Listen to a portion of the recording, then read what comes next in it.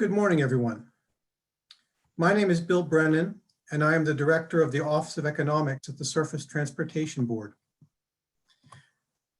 I'm joined this morning by my colleague, Ian Anderson. Welcome to the reopening of the technical conference in EP 704 Sub 1, the board's review of commodity, boxcar, and TOFC COFC exemptions. This is a resumption of the technical conference held on December 18th, and I remind everyone that this recording and our slideshow will become part of the record. The purpose of this technical conference is to describe in greater detail the mechanics of our new approach and thereby assist you in preparing the comments you might make to the board. We received more than 150 questions, if you count the multiple subparts of questions posed by some stakeholders.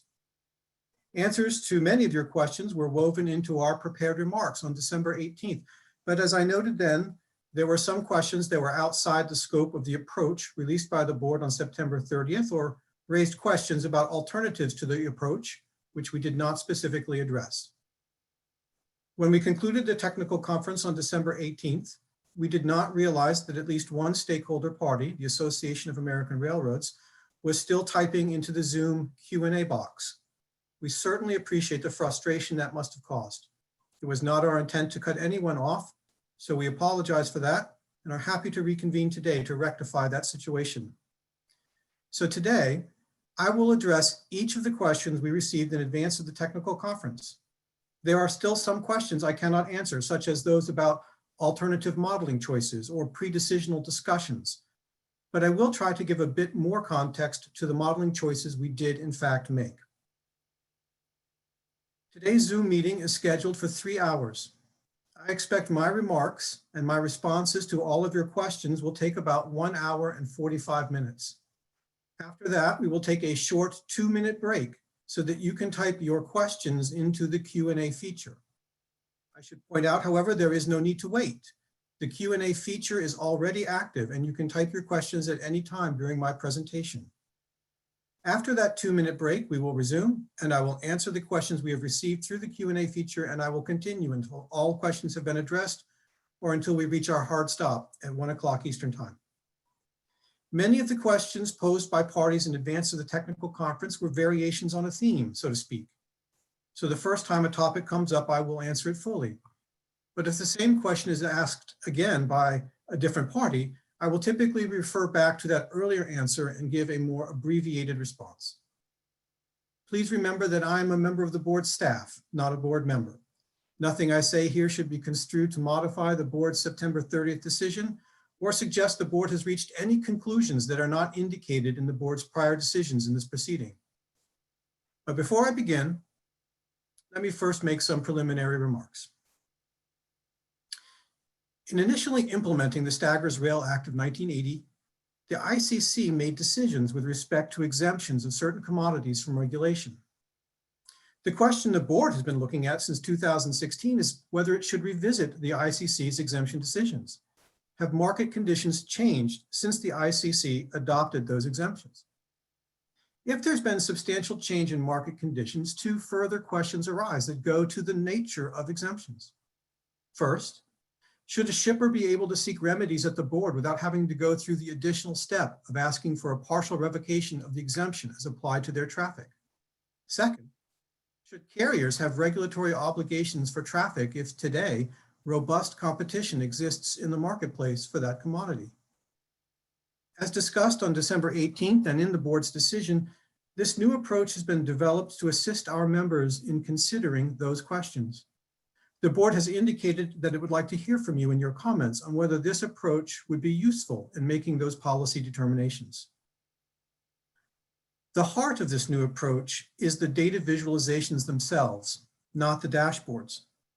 We needed dashboards because our analysis generated 1,570 unique visualizations, and we needed a way to aggregate and summarize that information to put it in the hands of our members and the public in a more digestible format.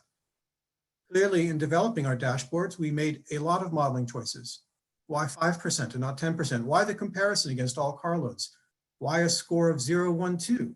Why the choice of color codes? Why an arithmetic mean? And so on. So what principles were guiding us as we made these modeling choices? Well, We wanted to gather insights from a variety of perspectives that looked at different aspects of these markets. Has the price of transporting a good by rail risen over time? Has it risen relative to an all carload benchmark? Have lengths of haul changed? We wanted a small set of indicators drawn from these different perspectives, and we didn't want one signal to dominate all the others, with, of course, two very important exceptions, the initial screens. We chose a scoring system of 0, 1, 2, and a simple average because we wanted this to be simple. We divided the number line between 0 and 2 into 3 equal parts. Hence our decision to set the boundaries between the weak and moderate and strong at 0.67 and 1.33, not 0.5 and 1.5, where ordinary rounding might have led us. That was a modeling choice. And yes, we assigned colors using the familiar traffic light metaphor of green, yellow, and red. We recognize that some might attribute psychological significance to this, but for the purposes of communicating information to our members, this color choice seemed logical. So our dashboard modeling choices were dictated by two overarching goals: to be simple and to be broadly consistent with information contained in the underlying data visualizations. Now, as we approached those modeling choices in trying to construct dashboards that were consistent with the underlying data visualizations, we absolutely recognized that our modeling choices might be influenced by certain well-recognized cognitive biases. So we explicitly questioned our modeling choices in light of two cognitive biases: confirmation bias and pareidolia. Confirmation bias is the tendency to interpret new evidence as confirmation for one's existing beliefs or theories. Looking at the 5- and 7-digit stick level and looking at the entire range of RVC as well as revenue per car, one can see that the new approach may give different insights into potential changes in market conditions than did the simple average RVC comparisons used in the 2016 average analysis. Pareidolia is a cognitive bias where one tends to perceive a specific, often meaningful image in random or ambiguous visual patterns. We pay particular attention to the possibility of pareidolia. It's only natural when looking at the data visualizations that one would seek, even unconsciously, to impose a meaning on that image. We were mindful of these potential pitfalls, and so we made our modeling choices and designed the dashboards with them in mind. In the end, we tried to construct these dashboards to be as straightforward, balanced, and consistent as possible. Finally, I want to point out that all the data we relied upon in constructing our data visualizations and the indicator dashboards, as well as all our code, our queries, all our work papers, all have been made available to practitioners under the appropriate seal of confidentiality. Many of you have asked whether we examined the confidential Waybill sample for years other than 1992 or 2018 as part of this analysis. The answer is no, we did not, and we have released all the data we relied upon in our work papers. Some practitioners already have access to multiple years of Waybill data via previous requests in this docket. So if you need access to more data, that can be arranged. With that blanket statement out of the way, let's start with the questions posed by stakeholders. Ian will read the questions, which will also be displayed on the screen, and I will answer them. First up, Union Pacific. Do any of the indicators address the presence of geographic competition or changes in the presence of geographic competition provided by truck? For example, do any of the indicators address competition between longer distance railroad moves and shorter distance truck moves?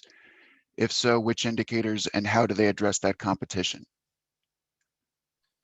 Our data visualizations do not explore the question of geographic competition provided by trucks. Instead, we proxied motor carrier influence using the shorter haul, longer haul distinction. With respect to rail and water influence, our geographic modal influence model, or GMIM, looks for the presence of point-to-point influence, not the broader questions of modal influence from alternative origins to alternative destinations. Therefore, none of the indicators go directly to the question of whether there is potential competitive influence from shorter haul trucks on longer haul railroad moves, though the indicators involving length of haul are intended in part to assess the potential of trucking influence. Was the railroad influence model intended to address the presence of geographic competition provided by rail carriers?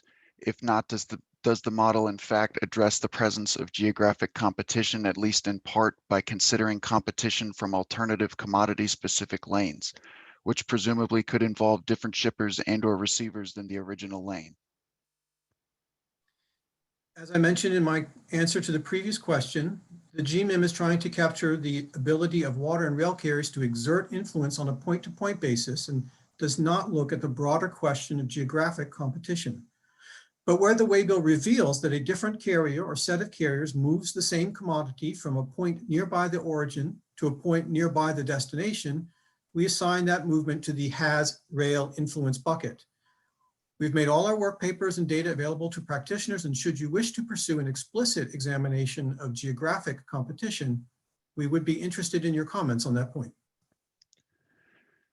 Was consideration given to altering the railroad influence model to model the presence of geographic competition provided by rail carriers by addressing the ability of a rail carrier other than the incumbent to move the commodity to the same or a nearby destination, without regard to whether the two movements originated at the same or a nearby origin? If such an approach was considered, why wasn't it implemented? That question is both pre-decisional and about an alternative modeling choice. If you would like to explore alternative models, our data query and computer codes have been made available to you. In connection with the issue of identifying alternative lanes in the railroad influence model, was consideration given to analyzing whether a rail carrier other than the incumbent had shipped the commodity from the same or a nearby origin, and a rail carrier other than the incumbent had received the commodity at the same or a nearby destination, even if the same commodity had never actually moved over the alternative lane? If such an approach was considered, why wasn't it implemented? The GMIM assigned potential rail influence by looking for alternative waybills of the same commodity that move from the same origin market to the same destination market using different railroads. That was our modeling choice. If you would like to explore an alternative model, we've made our data queries and computer code available to you. What information about market conditions is provided by the Comp RVC recent diff indicator that is not already provided by other indicators? Indicator 7, the most recent year competitive influence RVC difference indicator, compares the RVC ratios of traffic with modal influences, as identified in the GMIM, and traffic that lacks such influences. It calculates the apparent discount for RVC or RPC for moves that have modal influences. This discount is then compared to the all carload traffic value to see if it is relatively higher or lower than all carload traffic. Indicator 7 thus differs from indicator 1, which sends a signal about RVC ratios across all moves within a commodity, but does not illustrate whether having modal influences tends to be associated with different RVC ratios for that commodity. Indicator 7 also differs from indicator 3, which sends a signal about the prevalence of modal influences, as well as shorter haul versus longer haul traffic, but does not speak to the RVC ratios of that traffic. This calculation is meant to summarize what we see in the data visualizations when we consider the gap between the quartile markers for the violin plots that show RVC ratios for traffic with and without rail or water influences. That gap gives us a sense of whether traffic with modal influences appears to be associated with lower RVC ratios. What information about market conditions or changes in market conditions is provided by the Comp RVC diff change indicator that is not already provided by other indicators? This indicator examines whether over time the importance of modal influences has changed. In other words, it considers whether the gap between the modally influenced and non-influenced traffic is narrowing, widening, or staying about the same. Was consideration given to using commodity transportation data from sources other than the Waybill sample, for example, the Commodity Flow Survey? If so, why were those other data sources not used? Several parties asked a variant of this question. We are, of course, aware of the Commodity Flow Survey, or CFS, as well as the Freight Analysis Framework, or FAF. However, the Office of Economics made the modeling decision to rely on the confidential carload Waybill sample. We chose to rely on the Waybill sample because it gives us much greater precision geographically and with respect to commodity types than is available in either the CFS or the FAF. Using the Waybill sample and the AAR's centralized station master and marks files, we were able to obtain a precise latitude and longitude for each freight station. By contrast, CFS data is limited to much broader geographic regions like Denver, Colorado, and all Colorado except Denver. Nor can we obtain access to the raw CFS data because the Census Bureau does not permit other agencies to use its survey data for regulatory purposes. Both the CFS and the FAF use 43 SCTG, Standard Classification of Transported Goods codes, which are quite similar to 2-digit STIC codes, Standard Transportation Commodity codes that we use in the Waybill. But our new analysis uses 5- and 7-digit STICs, which are much more precise descriptions of specific commodities. That concludes the questions we received from Union Pacific. I will next turn to the questions we received from the American Short Line and Regional Railroad Association. By using RVC analysis, STB is putting further emphasis on IRCs, which has been widely criticized. What are you doing to update IRCs? IRCs does not really work for short lines. How might STB improve IRCs to reflect better short line costs? Consideration of this question is more appropriate in another docket, though you are free to include any thoughts on this issue in your comments submitted to the board. That said, I can point out that the STB has entered into a contract to help us to continue to explore potential improvements and/or alternatives to IRCs. We are still in the early stages of that work.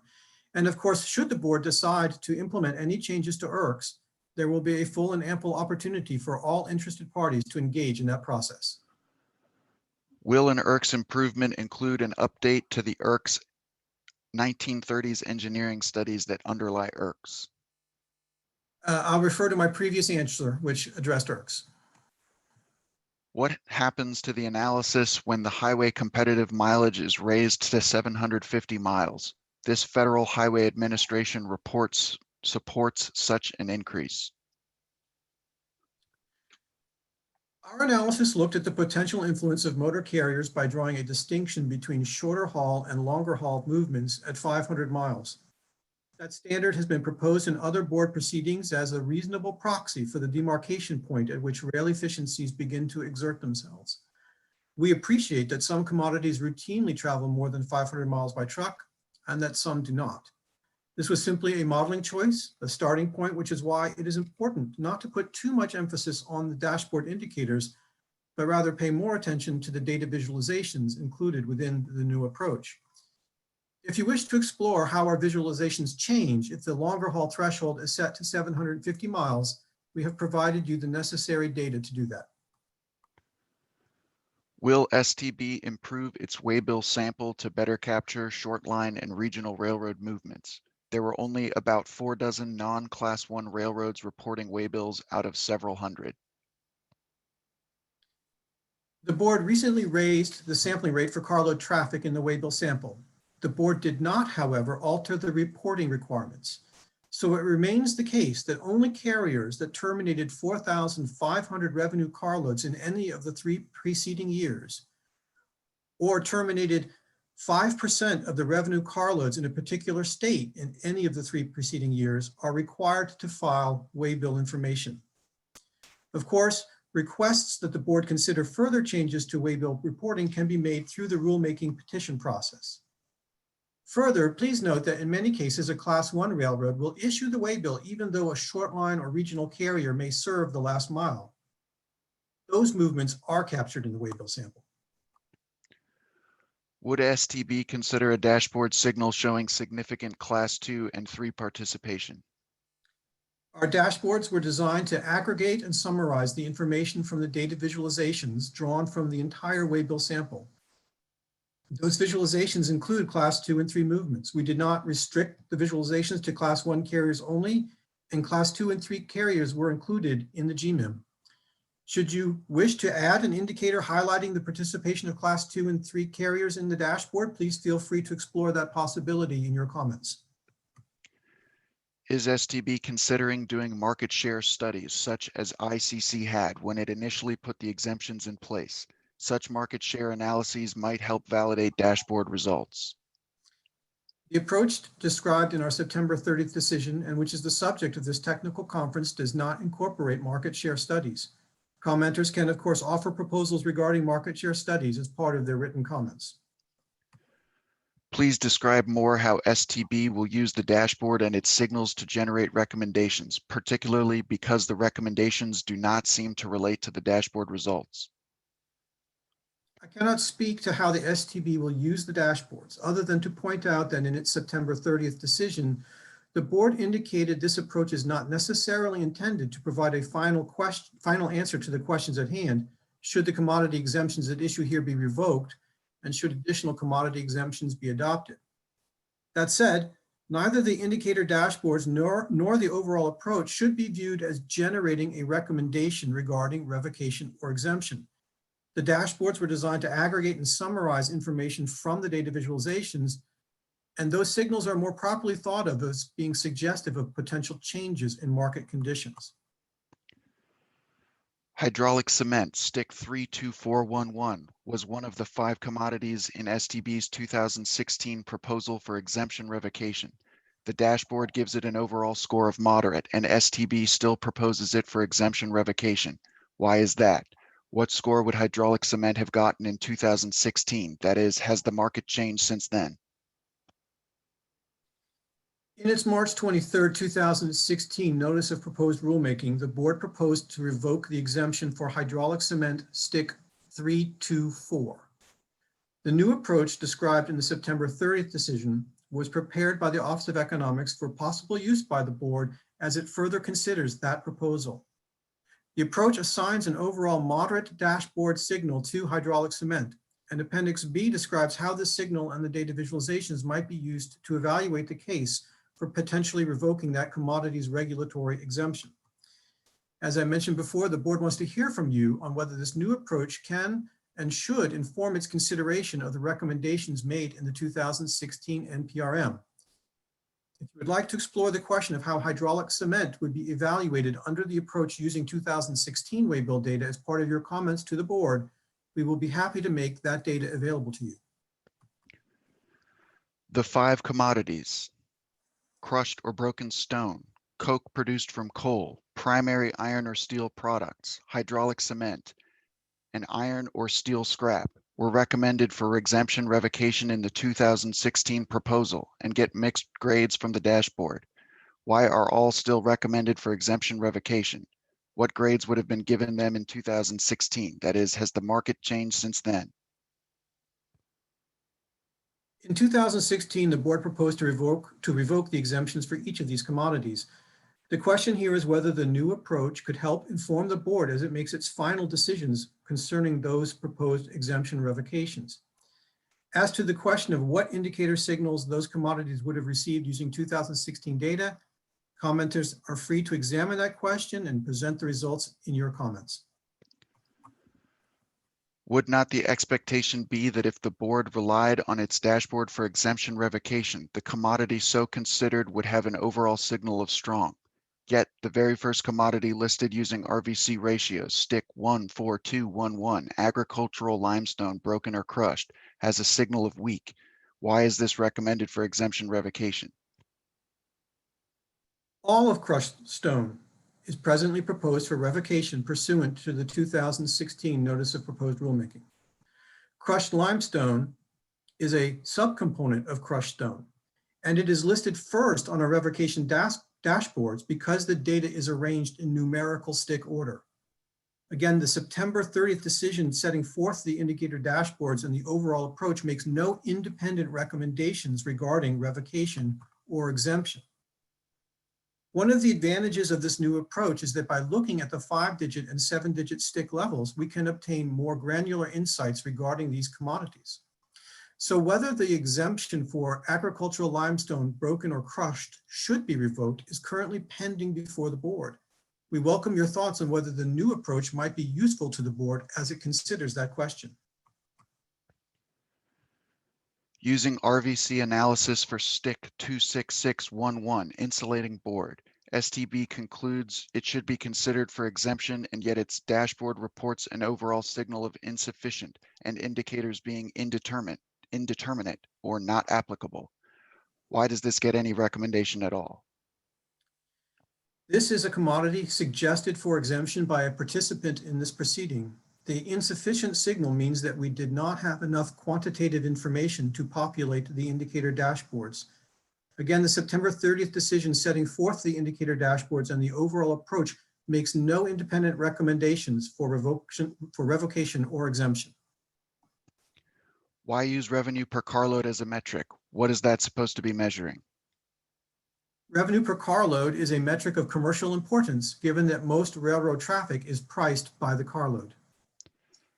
Please explain how STB will use data visualization and its signals to refine its recommendations. I cannot speak to how the STB will or will not use anything in this approach to refine its recommendations or make any decisions. But again, the September 30th decision setting forth the indicator dashboards and the overall approach makes no independent recommendations for revocation or exemption.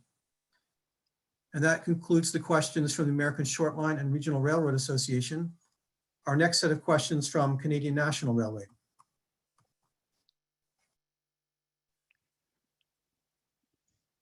We appreciate that the proposed approach recognizes intermodal truck competition should be considered in the context of identifying commodities that should be granted or commodities that should be considered for potential revocation. Truck competition has historically been one of the more important factors that the agency has considered in exemption proceedings.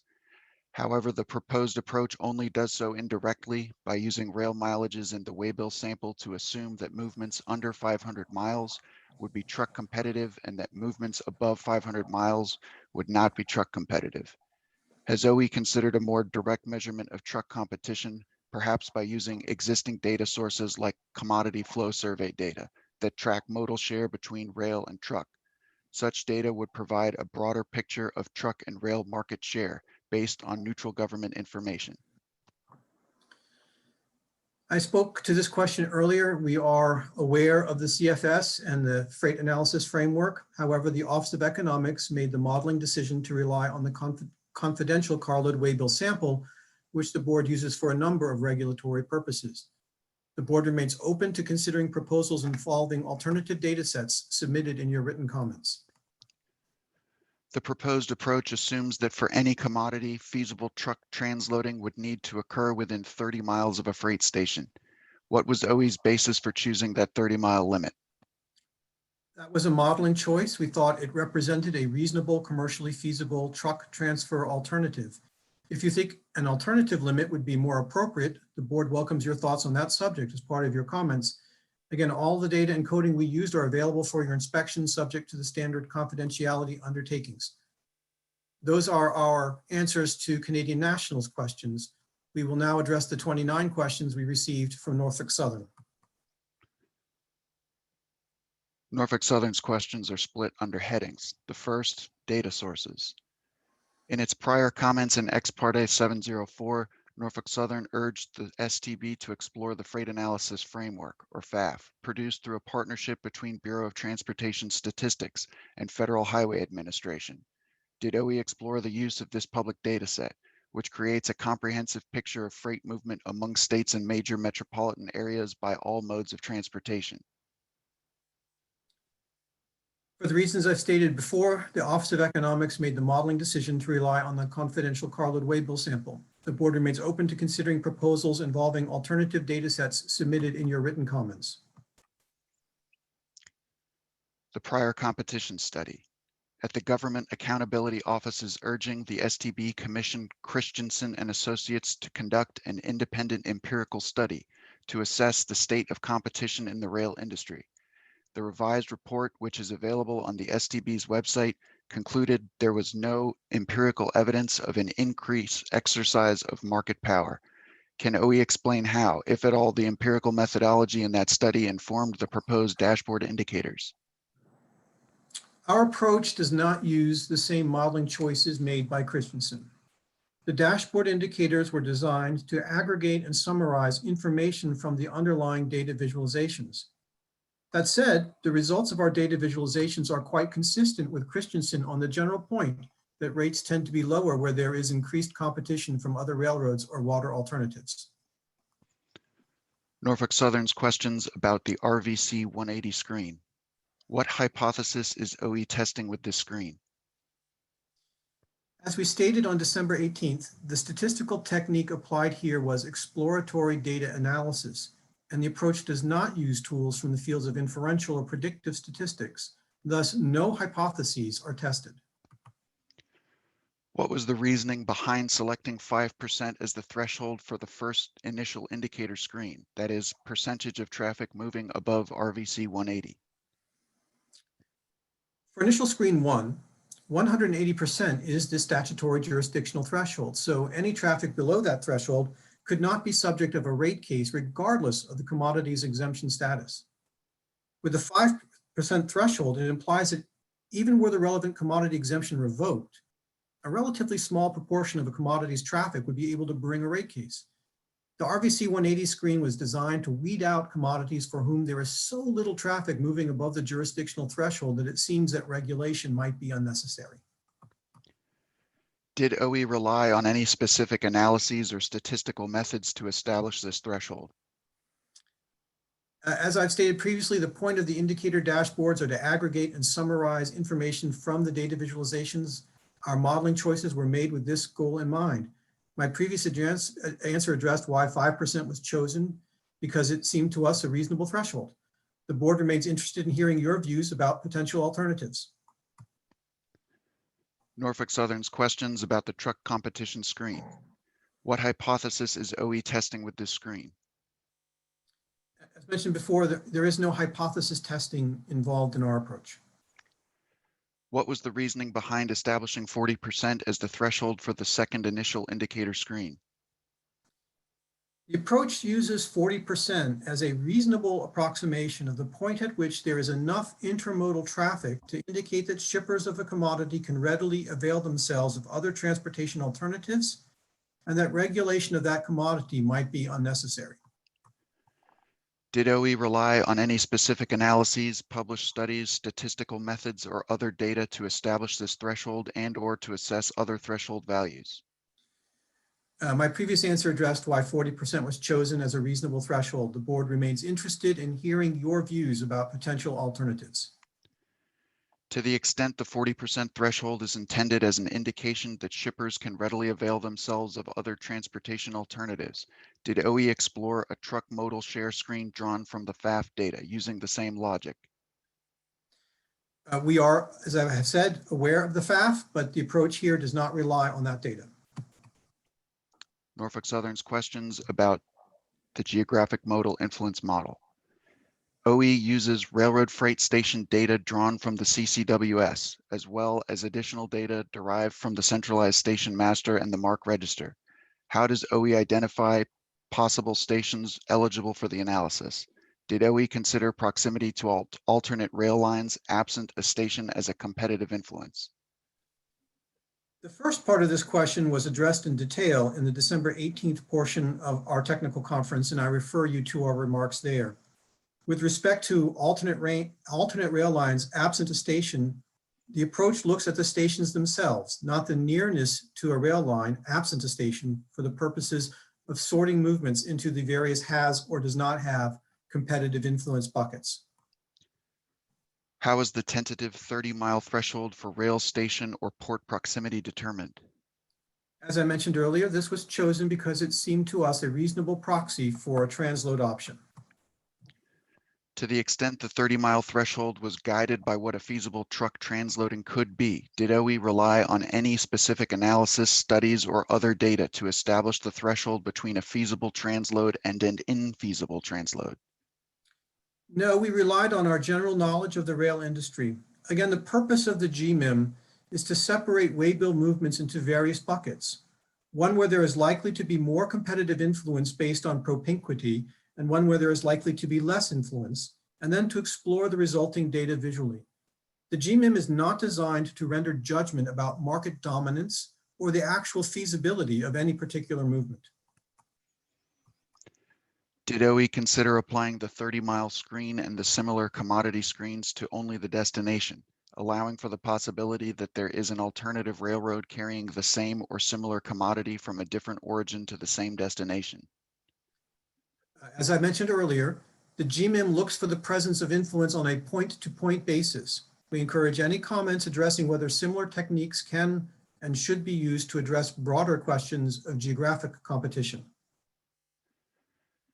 Given that the appropriate threshold for geographic proximity, that is 30 miles, may be different for different commodities, has OE considered the feasibility or analyzed the implications of establishing commodity-specific thresholds for the purposes of assessing competitive influences?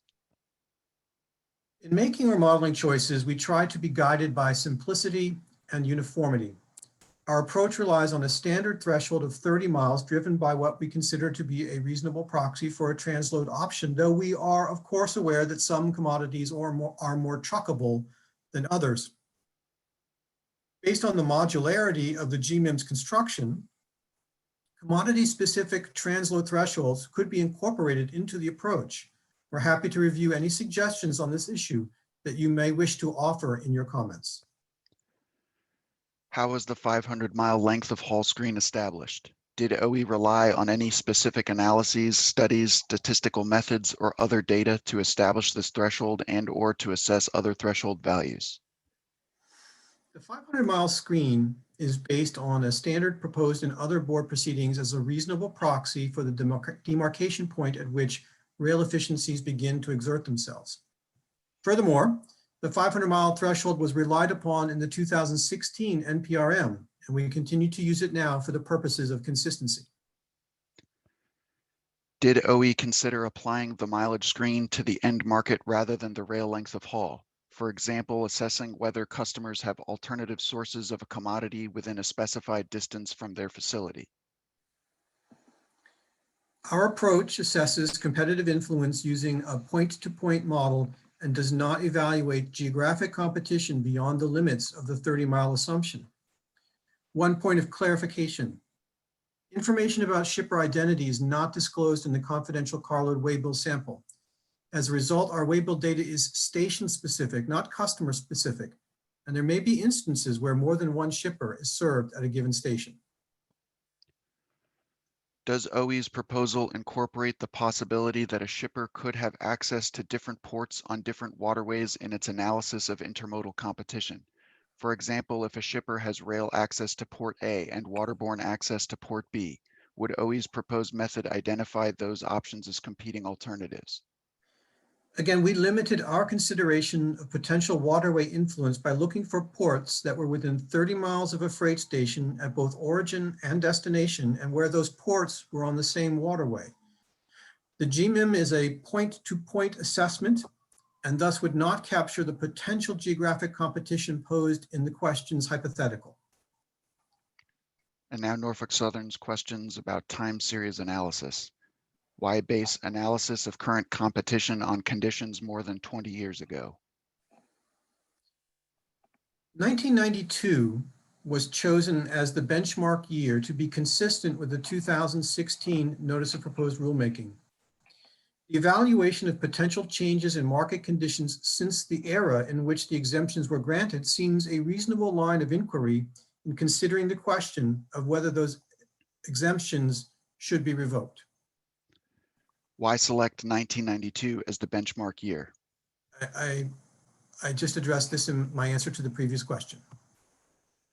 Did OE analyze how the choice of 1992 could impact the indicators that rely on changes over time? For example, how overall demand for rail services, congestion, costs, required capital investments, operating efficiencies, geographic shifts, car ownership, service, etc. have changed, and whether that has implications for what conclusions can be drawn from observing changes relative to 1992. While the approach does rely on identifying changes between 1992 and 2018, it should also be noted that not all aspects of the approach are measured over time, as the approach also examines differences between commodities in 2018 alone. That said, many of the factors listed in the question are captured implicitly in the various expense accounts of the carrier R1 reports, which in turn influence our general purpose costing system ERCs. We would certainly make other Waybill years available should you wish to evaluate use of an alternative benchmark year as part of your comments, and we encourage the presentation of any analysis showing how overall demand for rail services, congestion, costs, required capital investments, operating efficiencies, geographic shifts, car ownership, service, et cetera, have changed in a way that sheds light on the commodity-specific questions of revocation and exemption at issue in this proceeding. Did OE consider using more data, for example, multiple recent years, such as 2016 through 2018, to account for possible differences in routes sampled in the Waybill from year to year? A number of commenters posed questions on this of this nature. The decision to compare 2 single years rather than multiple years was a modeling choice. Combining multiple years might mitigate the potential problem of sampling bias. There are going to be movements that exist in the real world that exert a competitive influence, but which might not be captured in the Waybill in a given year. However, we believe the impact of sampling bias in this context is quite small, and that limiting the analysis to 2 single years minimized the burdens of working with the data without sacrificing much in the way of accuracy. That said, we would be happy to provide the Waybill data needed to perform a multi-year analysis upon request. Finally, I note again that the board has greatly enhanced the sampling rate as of 2021, which will reduce any potential problems involving sampling bias going forward. Norfolk Southern's questions about the competitive influence indicators. What hypothesis is OE testing with, for example, the first indicator? Once more, our indicator dashboards are attempting to aggregate and summarize information drawn from the underlying visualizations. There are no hypotheses that we are testing, as this is an example of exploratory data analysis and not inferential or predictive statistics. As a general matter, the competitive influence in the most recent year indicator is intended to capture a sense of how much of a commodity's traffic is without any modal influence as identified by the GMIM, and how much of that traffic is over the 500-mile threshold relative to all carload traffic in 2018. What is OE intending to measure with the comparison of upper and lower quartile, mean and median commodity-specific and carload RVCs? This is a good example of what I mean when I say the dashboards are trying to aggregate and summarize information from the data visualizations. One can visually inspect the violin plots and see the side-by-side comparisons. For example, this slide shows a simple violin plot where the quartiles for that commodity and for the all carload comparison are marked. From this, one can easily visualize how the distribution of carloads on an RVC basis has changed over time. For the purposes of the competitive influence indicators, the approach tries to represent this relationship, this pattern that you see here, by numericizing these side-by-side comparisons at the quartile and the mean level and importing those calculations into the indicator dashboards. Thus, the indicator dashboards can accurately be said to aggregate and summarize information drawn from the data visualizations. Was the determination of 5 percentage points based on analyses, studies, statistical methods, or other data? This was a modeling choice made by the Office of Economics intended to reflect a reasonable degree of difference between the commodity in question and the all carload reference levels. The board welcomes any suggestions about alternative percentages in your comments. With respect to the indicators that assess commodity-specific metrics relative to all carload RVC, what guided the proposal to use all carload as the comparator, and were other comparators considered? We wanted to rely on a single, simple, consistent basis of comparison across all the commodities on this record. And so as a modeling choice, we chose all carloads for this purpose. Is it correct that the proposed competitive influence RVC difference in most recent year indicator and the similar competitive influence RVC difference change indicator are calculated using traffic less than 500 miles for both the commodity in question and all carload? It is not. These indicators incorporate no information about length of haul, as no traffic is dropped or sorted into categories for these indicators based on mileage thresholds. These indicators simply involve a comparison of traffic with railroad or water carrier influences identified in the GMIM versus traffic without such influences. Norfolk Southern's question about proposed metrics. OE reported dashboard results for revenue per car, Can OE explain why it proposed to use revenue per car rather than revenue per car mile or revenue per ton mile? As I mentioned earlier, railroads tend to set rates on a revenue per car basis, so it seemed a logical choice for us to explore. Our data have been made available to you if you would like to explore the approach using RPTM or other metrics. Norfolk Southern's questions about indicator weights. With respect to the proposal to score each indicator 0, 1, 2 and assign a weak, moderate, or strong signal based on the average of those scores, did OE consider other summary measures of all indicators as a whole? If so, what other measures were considered? The scoring system of 0, 1, 2 and the use of averages to assign the signal is a modeling choice made by the Office of Economics to make the indicator dashboards as simple and straightforward as possible. The board welcomes the presentation of any alternatives in your comments. Is it possible that the dashboard is double or triple counting the importance of length of haul? The length of haul will affect indicators 3, 4, 7, and 8. What is OE seeking to capture with indicators 5 and 6 that is missing from 3, 4, 7, and 8? The dashboard indicators were chosen to aggregate and summarize information from the underlying data visualizations. We appreciate that questions of causal or dependent relationships or multicollinearity are very important in inferential and predictive statistics, but as we've explained, the approach here is an example of exploratory data analysis. And while there may be some interrelationship between the indicators, each was chosen to capture different insights reflected in those visualizations. So while indicators 3 and 4 do relate to length of haul, they are only influenced by the proportion of longer haul traffic. It's a binary choice. You're either shorter haul or longer haul. And once we've assigned you to the longer haul bucket, the relative magnitude of your length of haul does not influence the indicators. Indicators 5 and 6, by contrast, measure the length of haul in 2018 and the change from 1992 to 2018 in order to allow both the change and the relative magnitude of a commodity's length of haul to factor into the dashboard. Finally, indicators 7 and 8 do not incorporate or reflect any length of haul information. All traffic, whether it's longer haul or shorter haul, is included in these indicators. Indicators 7 and 8 are intended to capture whether rail or water influences result in lower RVC ratios or lower RPC relative to movements that do not have rail or water influence. Those are our answers to Norfolk Southern's questions. We will now address the questions we received from the Association of American Railroads. The AAR questions are in several topical headings. The first topic are the overarching questions. Support for relevance of proposed metrics.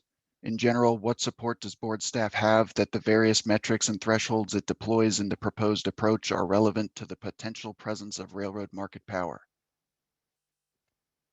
As previously indicated, the dashboards were designed to aggregate and summarize information drawn from our exploratory data analysis, which in turn was designed to address the potential presence of changes in market conditions, not to explore questions of market power. That said, data generated by and reflected in the approach could potentially be considered as a part of the basis for a conclusion about market power, and it will be up to the board to determine whether or how. Basis for thresholds used in proposed screens and indicators.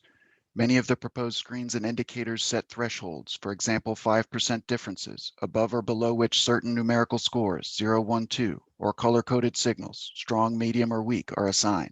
As a general matter, how did board staff go about deciding which thresholds to use? I covered most of this in my opening statement earlier. Our primary goals were simplification and to ensure the dashboards were broadly consistent with the data visualizations.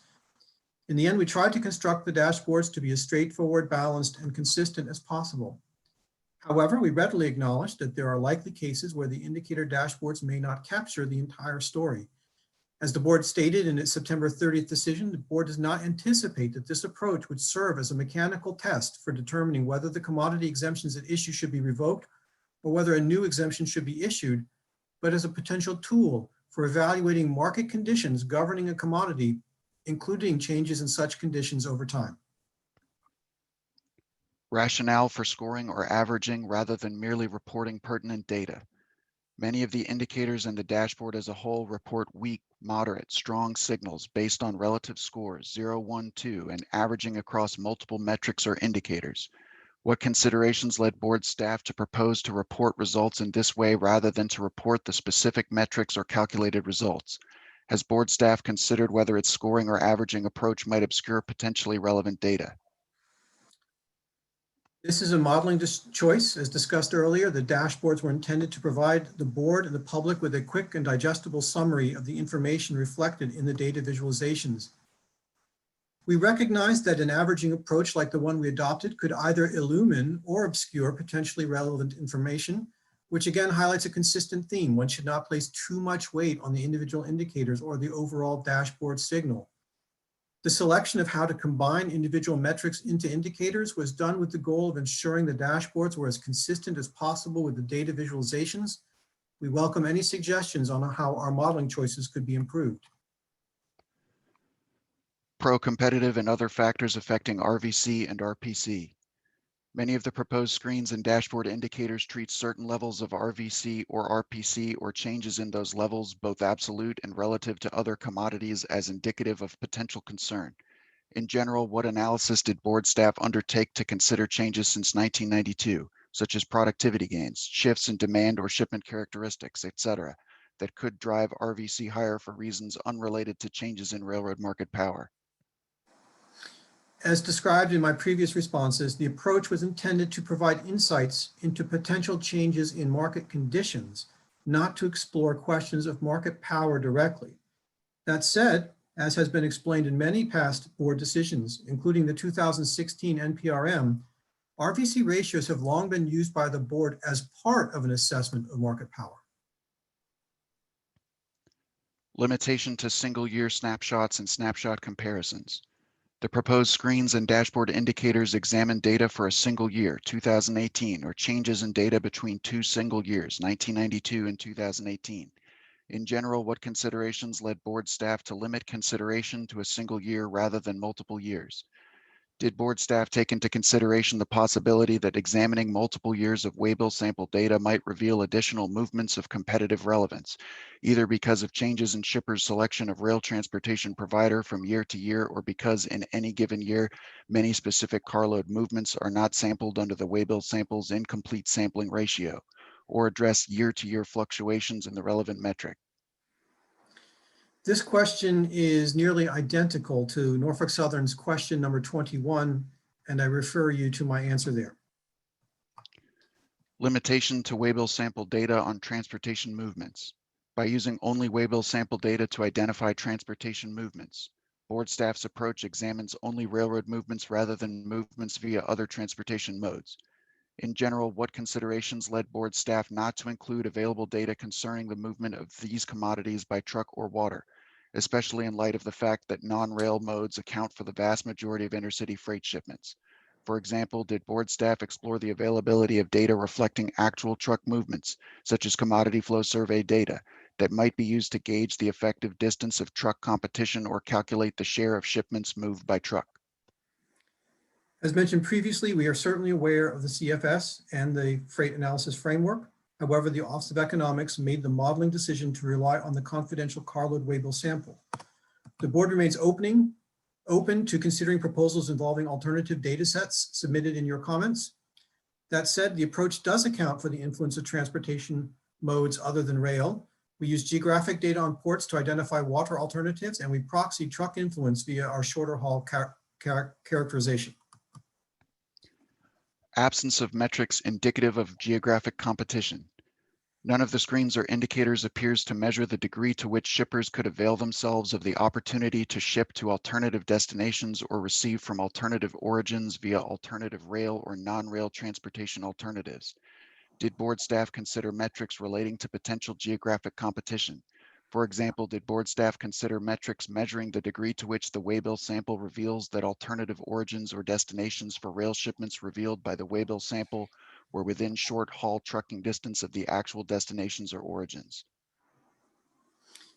As mentioned earlier, the GMIM measures point-to-point influence and was not used to explore broader questions of geographic competition.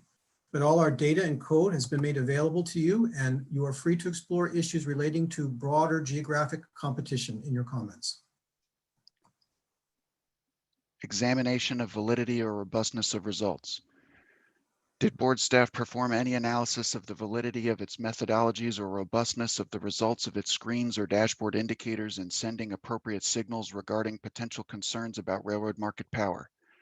For example, did board staff compare results from the proposed dashboard with the results of any more in-depth examination of market conditions undertaken by the board or board staff, or examine the sensitivity of the results to small changes in the underlying data?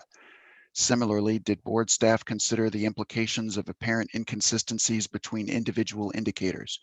For example, the September 2020 decision presents results indicating that of 18 commodities receiving a strong signal for RVC change, 12 of those commodities received a weak signal for competitive influence change. On its face, this seems to suggest that RVC changes do not flow from changes in competitive conditions. Again, the screens and dashboard indicators are not intended to identify the presence or absence of market power, but rather to reflect the presence or absence of potential changes in market conditions over time. And as previously explained, the statistical technique employed is exploratory data analysis, not inferential or predictive statistics. That said, certain modeling choices were made that would seem to minimize the influence of outliers. For example, the approach includes consideration of the median, which is a more robust measure of central tendency than the mean. We also looked at the 25th and 75th percentiles, which define the quartiles. Like the median, these are not as sensitive to the presence of outliers as, say, the mean is. As to the perceived inconsistencies mentioned by AAR, the different indicators are intended to capture different nuances in the transportation markets for a particular commodity. For example, looking at the market for crushed stone, one of the 12 highlighted by the AAR, the all-traffic RVC is receiving a strong signal because the RVC for this commodity is rising faster than the all-carload benchmark. Yet the competitive influence change signal is weak because for this commodity, nearly all the traffic is now and was in 1992 moving less than 500 miles. So it's certainly possible and only to be expected that different indicators will sometimes return different signals, but by assigning equal weights to each indicator and calculating an average, the approach ensures that no single indicator on the dashboard dominates the others. Now the AAR's questions about the board staff's proposed use of RVC metrics, which are applicable to the initial screen 1, dashboard indicators 1 and 2, and dashboard indicators 7 and 8. How did board staff adjust RVC to take into account inflation? What considerations led board staff to select a single year, a single index, GDP IPD, as the basis for indexing revenues and costs from 1992 to 2018? Did board staff give any consideration to other indices or adjusting revenues to take account of demand side factors that might have influenced the level of revenues in a manner different from the overall average inflation rates? There have been substantial productivity gains in the rail industry since 1992. In light of these gains, one would expect traffic that was at 180% RVC in 1992 to be well above 180% RVC in 2018, even if all productivity gains were passed on to shippers. What consideration did board staff give to the implications of these productivity gains? Did board staff's application of this screening tool take into consideration any other factors that might drive RVC higher in ways unrelated to changes in railroad market power? We used the GDP implicit price deflator from the Bureau of Economic Analysis to place 1992 revenue and variable costs on a consistent basis with their 2018 counterparts. The GDP implicit price deflator is a standard index and is used in other boards' analyses to adjust for inflation. Parties are welcome to submit evidence that would support why use of another method to adjust for inflation would be more appropriate. Questions about board staff's proposed use of revenue per carload as an alternative to RVC, which is applicable to the initial screen 1, dashboard indicators 1 and 2, and dashboard indicators 7 and 8. As with RVC, what considerations led board staff to select a single index, GDP IPD, as the basis for indexing revenues from 1992 to 2018? What steps did board staff take to control for developments that might be expected to result in increased RPC, but would not be indicative of any increase in railroad market power, such as larger rail cars, heavier axle loadings, and increasing lengths of haul? Does board staff have any support in academic or other research for the proposition that RVC is a reliable measure of potential market power? As I mentioned previously, the GDP implicit price deflator is a standard index, and the board uses it to adjust for inflation in other analyses. Our decision to rely on it here was a simple modeling choice.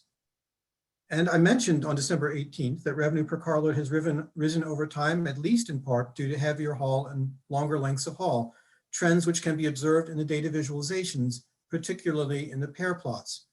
We have not suggested that these higher RPCs or RVCs necessarily imply market power, even if they might suggest potential changes in market conditions. That said, as has been explained in many past board decisions, including the 2016 NPRM, RVC ratios have long been used by the board as one indication of market power.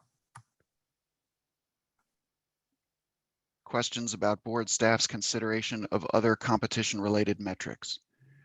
Did board staff consider including in its dashboard any other analysis or data on additional factors relevant to competitive market conditions and railroad performance, such as geographic and product competition, changes in shipping volumes, investments in capacity, changes in revenue per ton mile, or improvements in service quality? Does board staff recognize that additional analyses like these would take place in individual proceedings related to specific commodities, even if they are not included in the initial screens or dashboard indicators? The GMIM, as I've previously explained, is designed to measure point-to-point modal influences and does not consider geographic competition more broadly. And again, neither the dashboards nor the overall approach were designed as mechanical tests for determining whether the commodity exemptions at issue should be revoked or whether new exemptions should be issued, but as a potential tool for evaluating market conditions governing a commodity, including changes in such conditions over time. The board remains open to considering any evidence submitted in the context of an individual class exemption or revocation proceeding.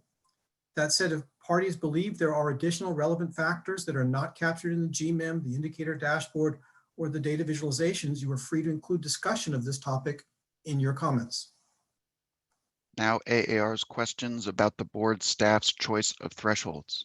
What considerations led board staff to select the 5% and 180% RVC thresholds for application of initial screen 1?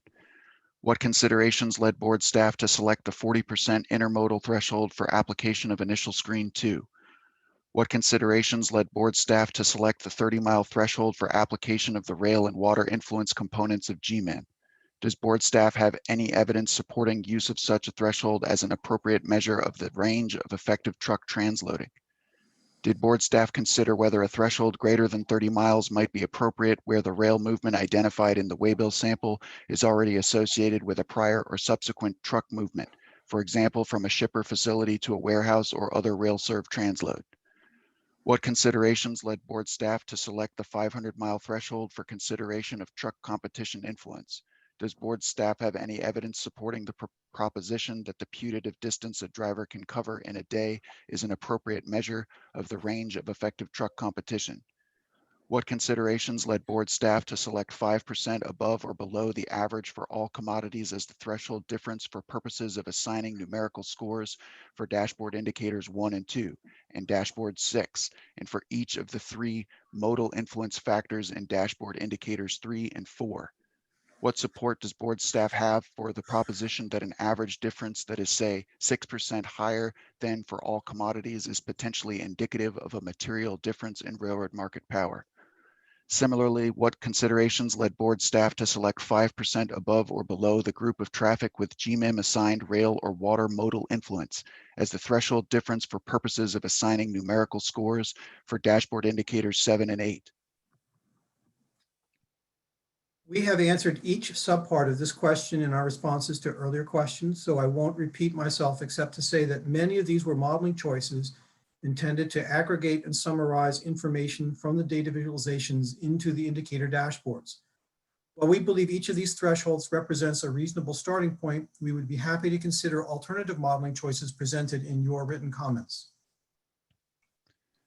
Questions about board staff's approach to scoring for its initial screens and dashboard indicators. In designing the initial screens and dashboard indicators, did board staff refer to any precedent from prior board or ICC practice in evaluating market power or the academic literature or practice of other regulatory agencies? For its overall signal, what considerations led board staff to use a numerical scoring system that is 0, 1, and 2, and an overall average of these scores, and then to assign equal weight to each separate indicator signal?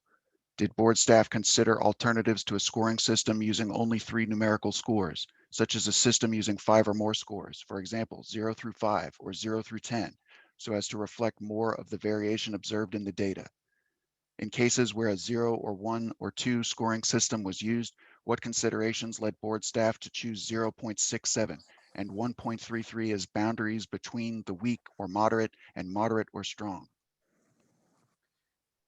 The 0, 1, 2 scoring rubric was chosen for simplicity, and again, with the intent of capturing insights from the data visualizations. Equal weights were chosen because we did not want any one signal to dominate the others, except of course for the 2 initial screens. Should parties believe a different scoring system would have been more appropriate, we encourage them to explore any alternative proposals in their written comments.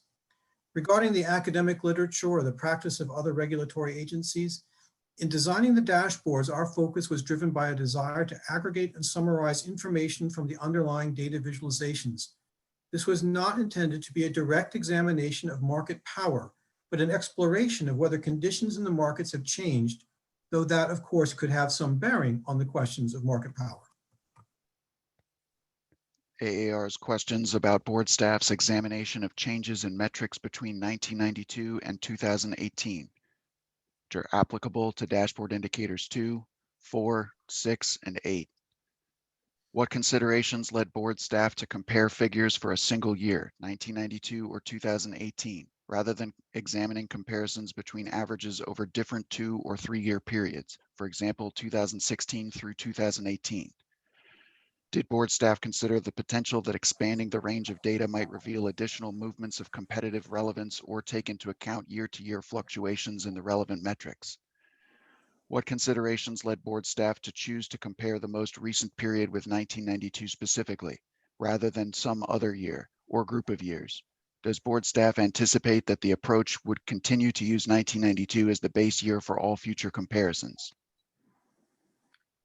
We have answered each subpart of this question in our responses to earlier questions as well, so I won't repeat myself except to say that these were modeling choices made by the Office of Economics, and that 1992 was selected as the base year to be consistent with the 2016 NPRM.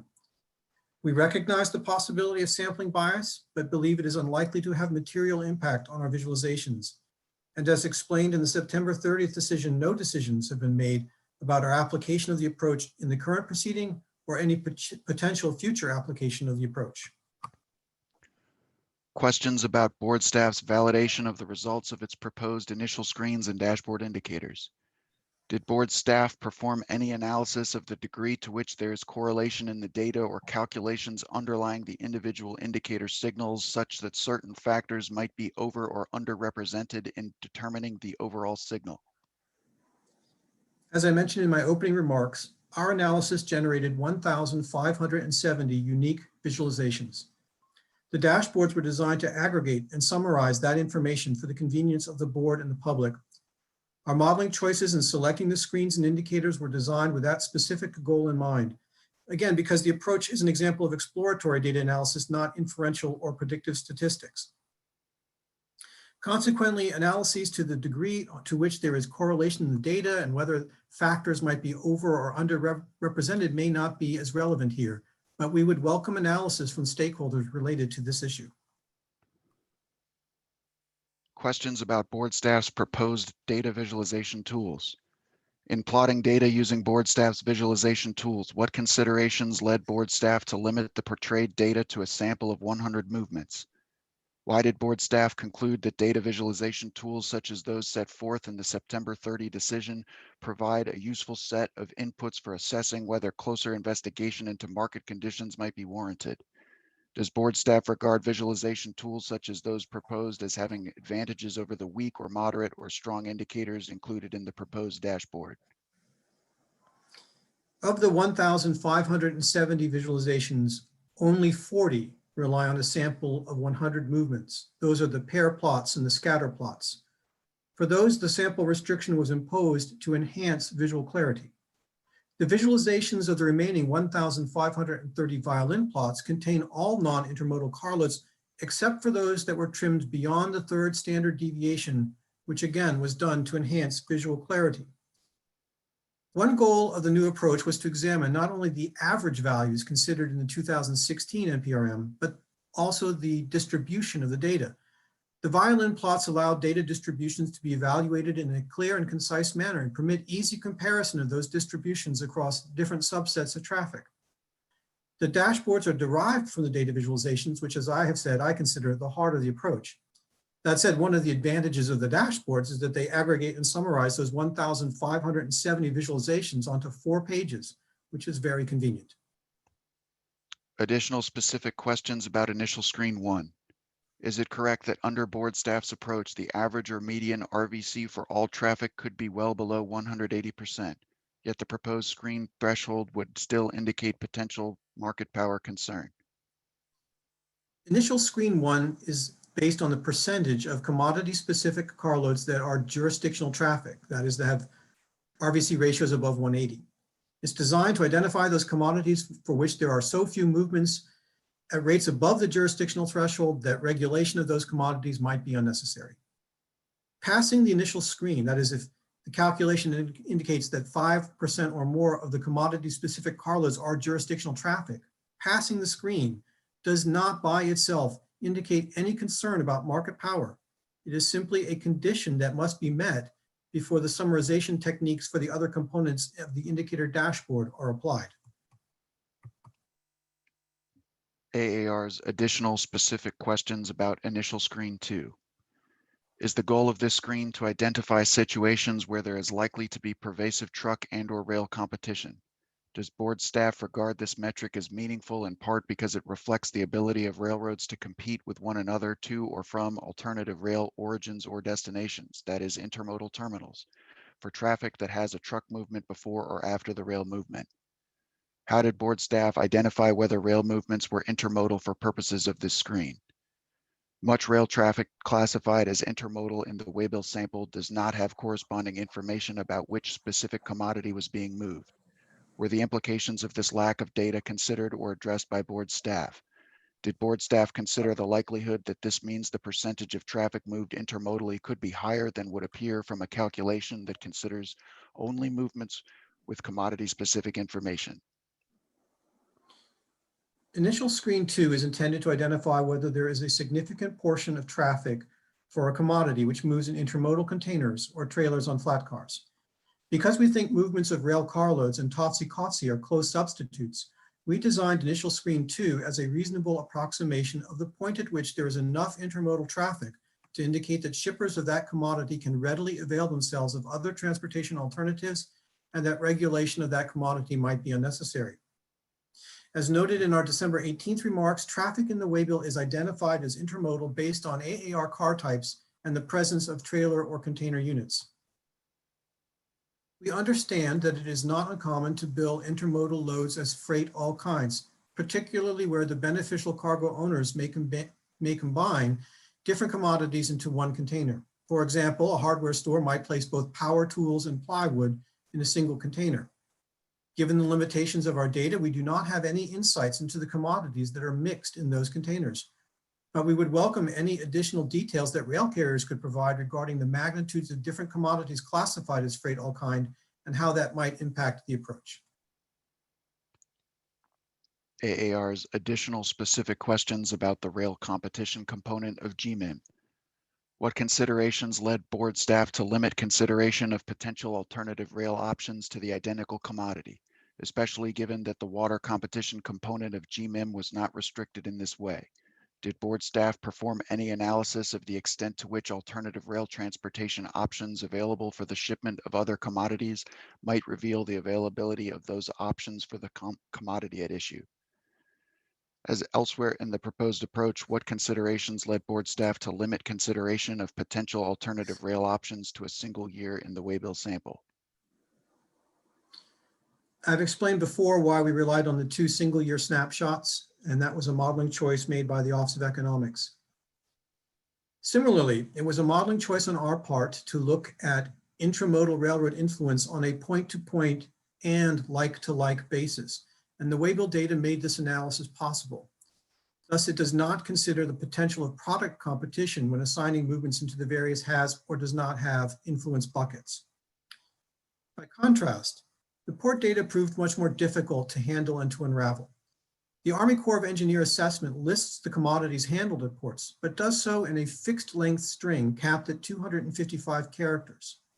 The full name of each commodity is listed. So for example, distillate, residual and other fuel oils, lube oil and greases. That's 58 characters, including spaces. Because many ports can handle multiple commodities, we came across examples where the next commodity in the list was cut off mid-word, and we had no certainty whether there were additional commodities that would come after that. Relying on this data would likely generate erroneous results were we to impose the same like-to-like constraint on the water movements as we did for rail. Therefore, we made the modeling choice to rely on the presence of a port as a potential influence, so long as some commodity was listed in the text string, and that enabled us to screen out marinas, pleasure boat facilities, and other kinds of non-cargo ports. Additional specific questions about the water competition component of GMIM. What considerations led board staff to impose a requirement that the origin and destination be near ports that are on the same waterway system, despite the fact that significant volumes of freight move by water from one waterway system to another?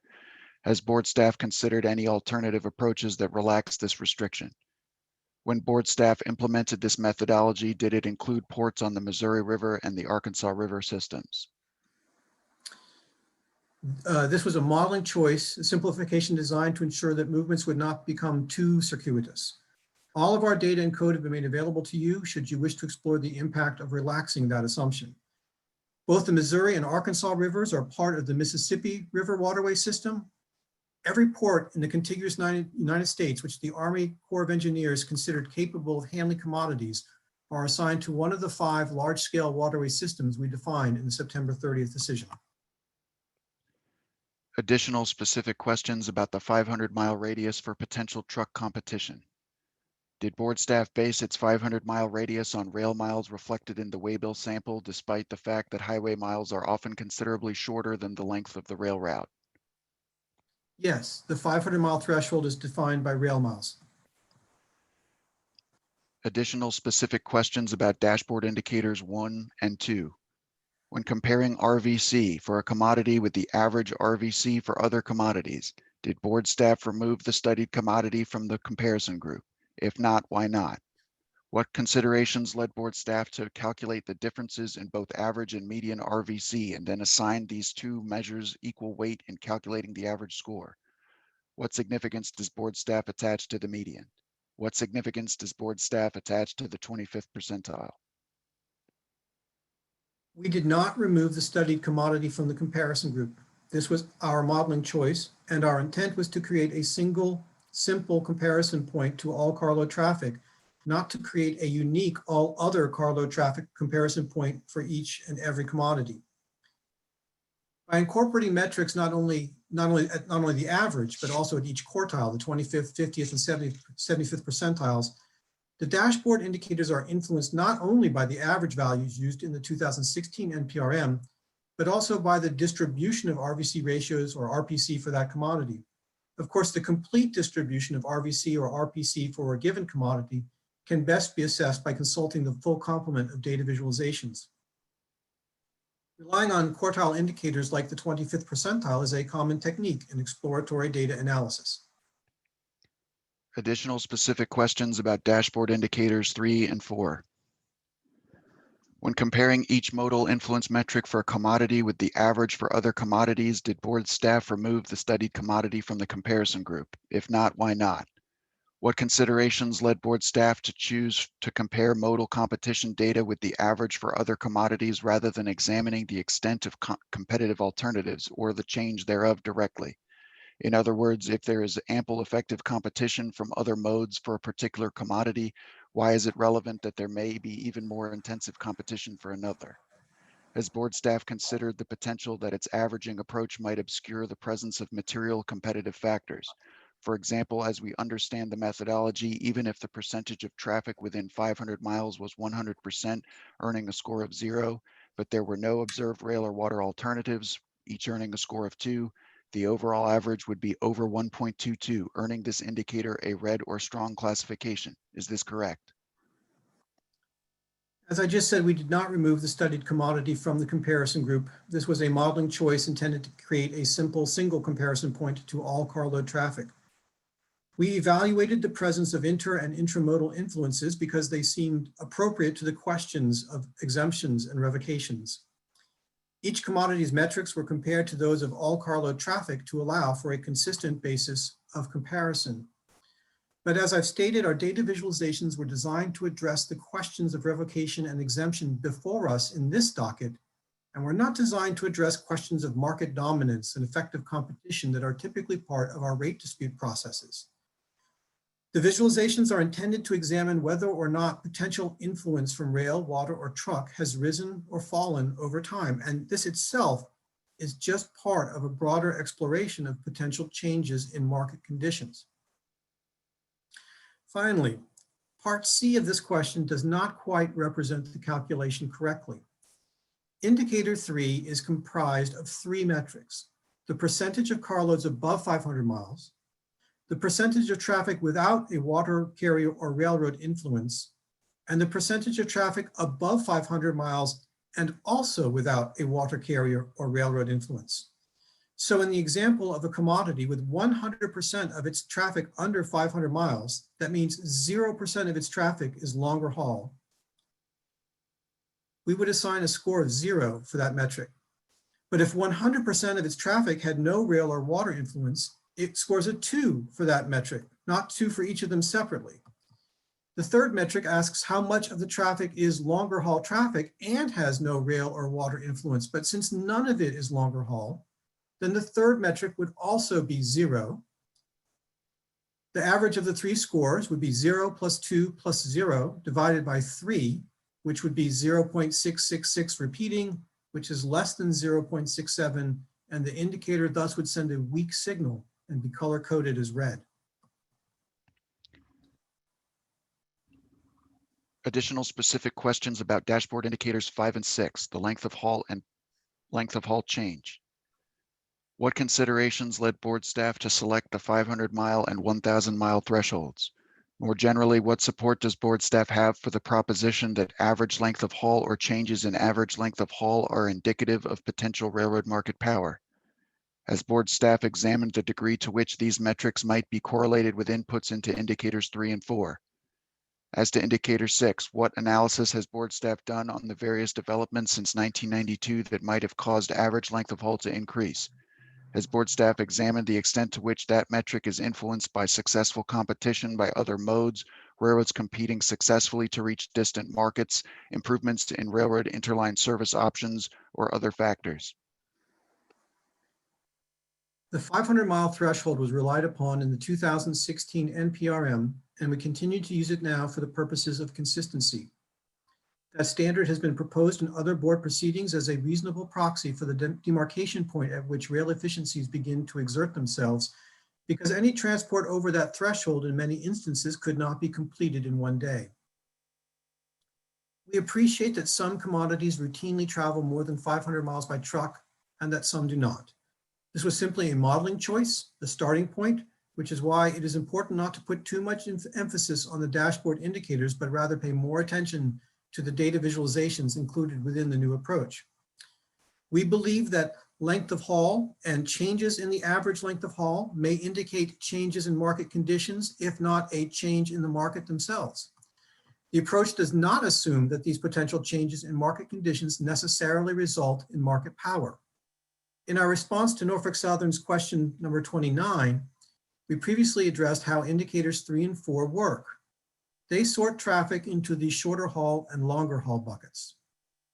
Indicators 5 and 6 measure the average length of haul in 2018 and the change from 1992 to 2018 in order to allow both the change and the relative magnitude to inform the dashboards.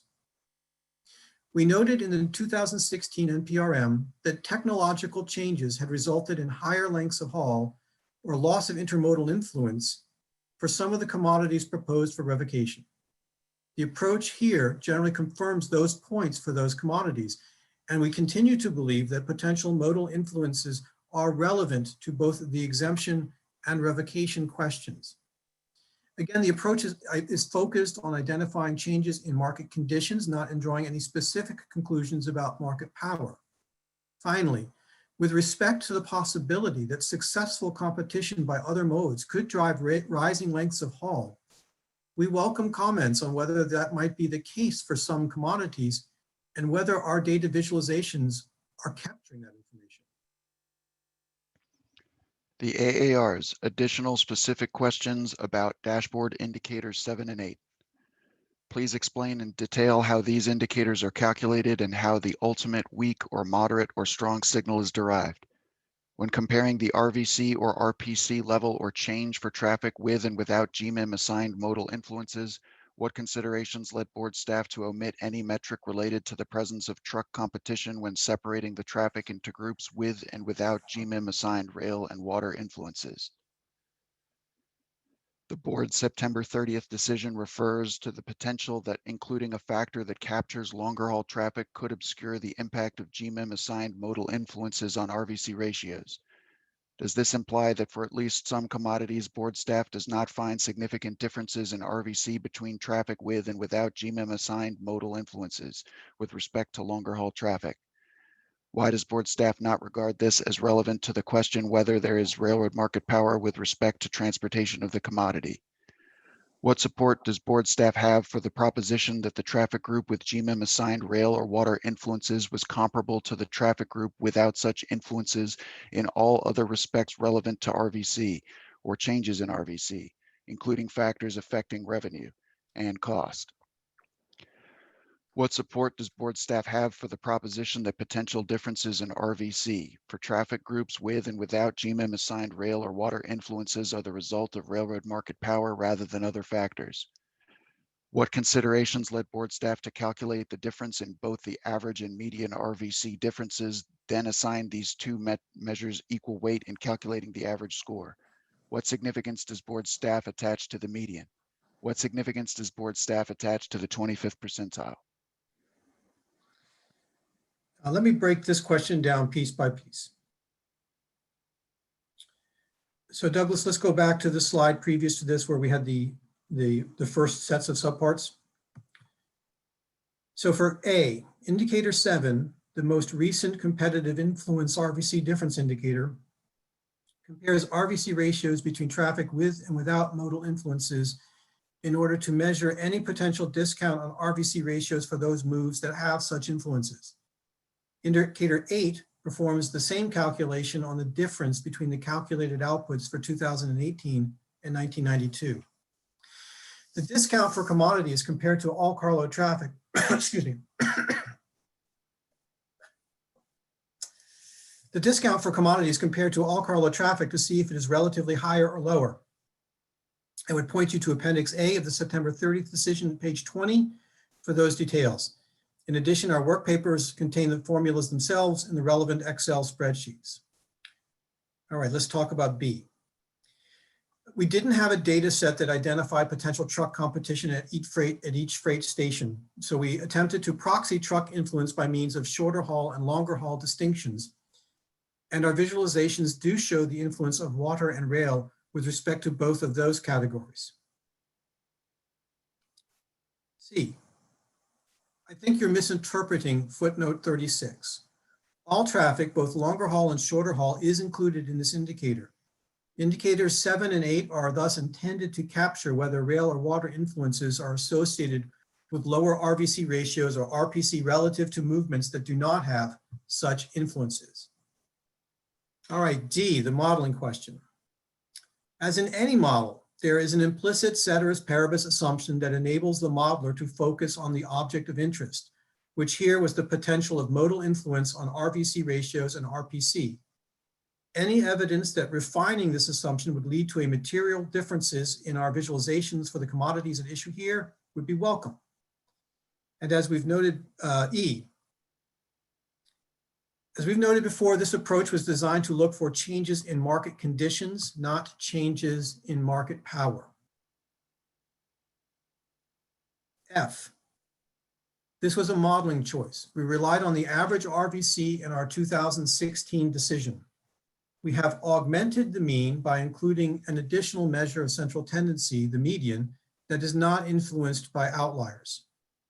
In addition, to get a better sense of the distribution as a whole, we also took measurements at the upper and lower quartile designators, the 25th and 75th percentiles, and these too are not unduly influenced by outlying observations.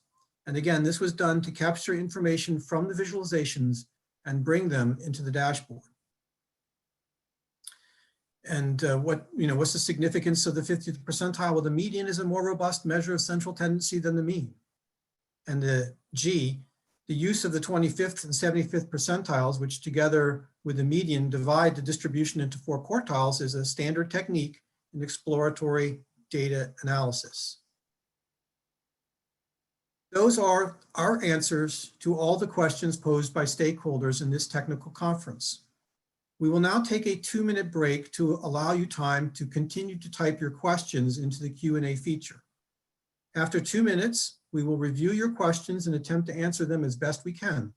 As a reminder, this Zoom meeting has a 3-hour time limit, so we face a hard stop 1 o'clock Eastern time. Please bear in mind that questions related to the roads not taken, alternative modeling choices, are not ones I can easily engage in. Nor can I speak to what sorts of recommendations or advice or pre-decisional considerations I've given to the board members or what they're thinking. I would just say that they're interested in hearing from you about whether the new approach released by the board on September 30th could be useful as it considers questions about revocation and exemption. So I'm going to put my timer on for 120 seconds. Please type your remaining questions into the Q&A feature now.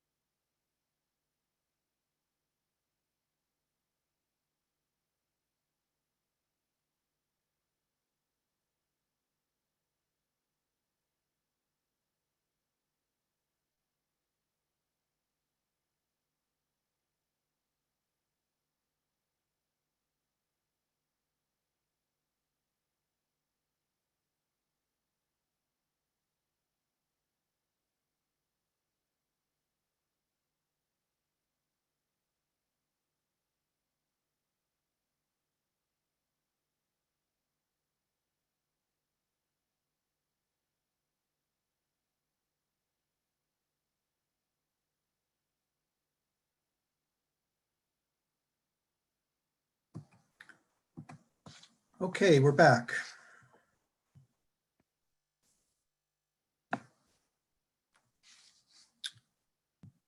Bill, let me know when you're ready. I am ready. I'll begin with the first question. When you say you cannot provide more information about alternatives to your modeling choices, what do you see as the limit on your ability to be more forthcoming? The technical conference was designed to talk about the mechanics of the approach we put out in our September 30th decision. And that's what I want this to be focused on. The idea of other alternatives such as geographic competition are all very interesting, and we would certainly welcome those comments in your written comments, but it doesn't seem appropriate for me to discuss that which is not the subject of this technical conference. The second question, please explain what you mean when you say a principle in your modeling choices was to be consistent with information in the underlying visualizations. So the visualizations show patterns, rising rates over time, rising rates relative to other commodities, or they don't show those patterns. And we wanted the dashboards to sort of reflect the implications of those data visualizations in an easily digestible format. So again, that's why I mentioned earlier that we were concerned about pareidolia, because we didn't want to be reading too much into the ups or downs or sideways of various commodities, but yet we wanted to somehow represent them in a dashboard that was generally broadly consistent with the underlying nature of the patterns that you can observe in the data visualizations. The third question. Can you or a representative from the Office of General Counsel identify the legal basis or theory supporting the claim that the technical decisions and debate underlying a model not proposed for inclusion in any rulemaking are not subject to disclosure because they are pre-decisional? I would have to refer you to one of my colleagues in the General Counsel's office for an answer on that. I'm certainly not a lawyer, James. But you know, this is the model that we put out, and this is the model that we're talking about here in the technical conference, where we are describing the mechanics of that approach. The fourth question. Why did you not explore the presence of geographic competition? I gather you regard the previous question as pre-decisional. Can you address at least whether you regard examination of geographic competition as something that could be done, but that you chose not to do? I think that the data and codes that we have given to stakeholders could be used to explore questions of geographic competition. We did not do that as part of this model. Regarding comp RVC diff and comp RVC diff change, apart from summarizing what is seen in the data, what inferences, if any, did you draw from the patterns you saw that led you to believe that summarizing these patterns or relationships was germane to consideration of exemptions? Could you repeat that question, Ian? I'll repeat question 5. Regarding comp RVC diff and comp RVC diff change, apart from summarizing what is seen in the data, what inferences, if any, did you draw from the patterns you saw that led you to believe that summarizing these patterns or relationships was germane to consideration of exemptions? The data visualizations suggest that since 1992, for some commodities, there have been significant changes in the marketplaces associated with those commodities. For other commodities, there's been, and those changes might be, there's more powerful competition, there's less powerful competition, they go in all kinds of different directions. There are other commodities that look almost exactly the same today as they looked at the time the exemptions were granted.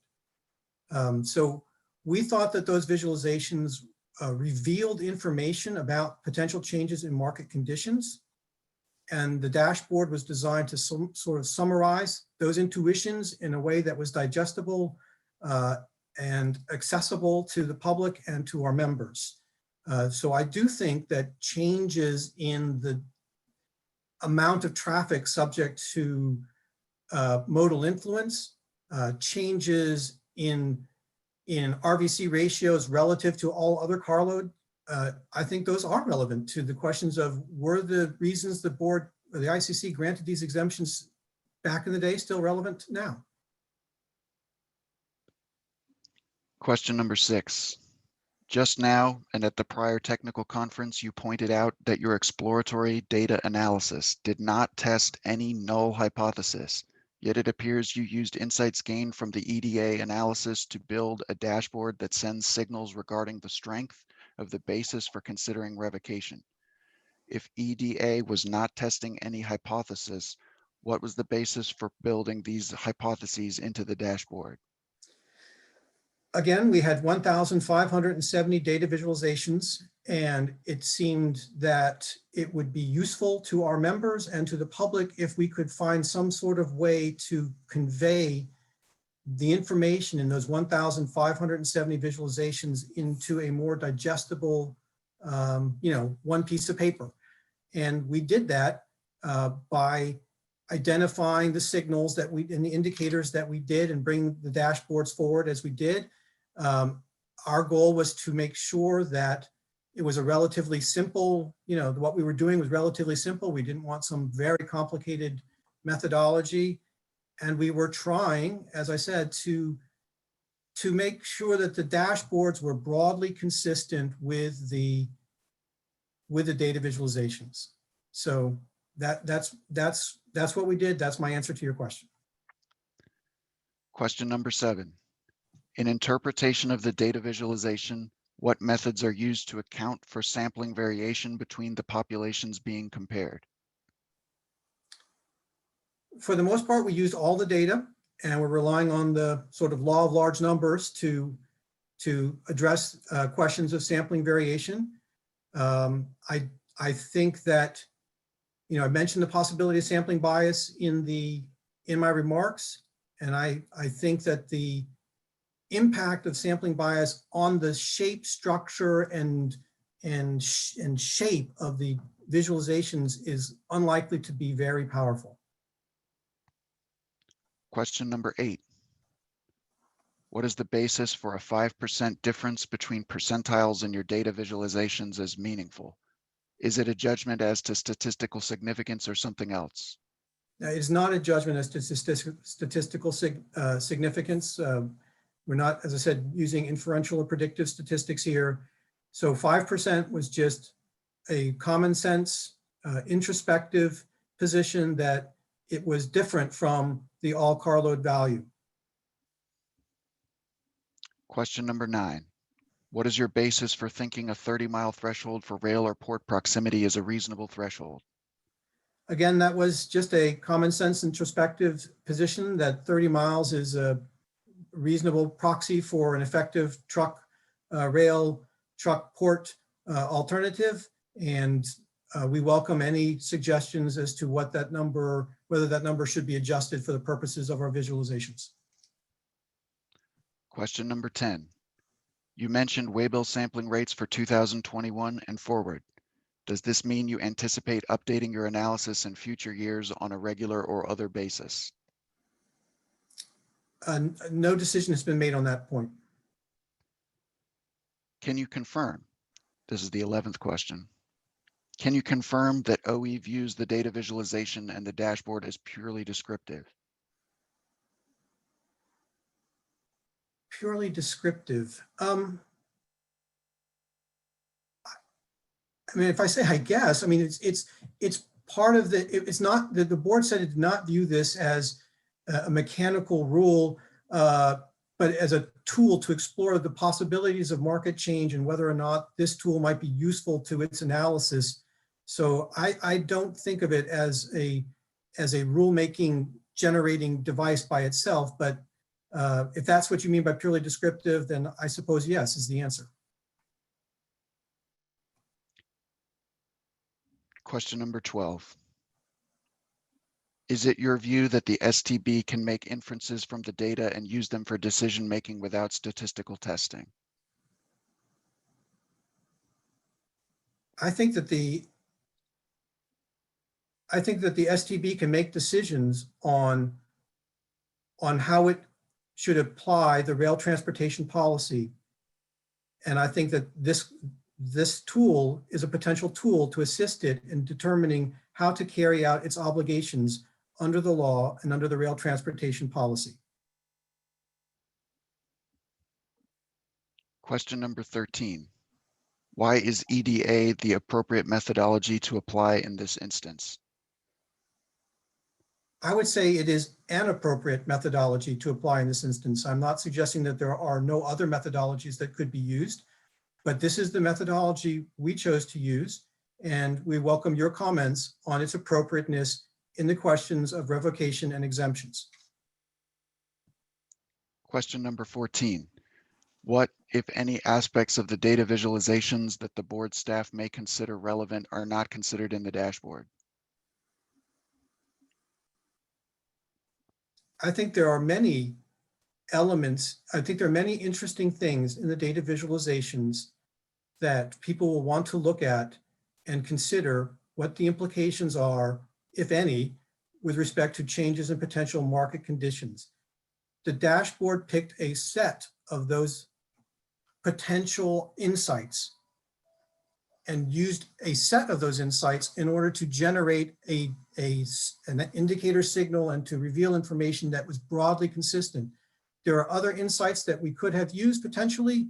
We picked these because we were trying to faithfully represent the sense of the information onto a small sheet of paper. Question number 15.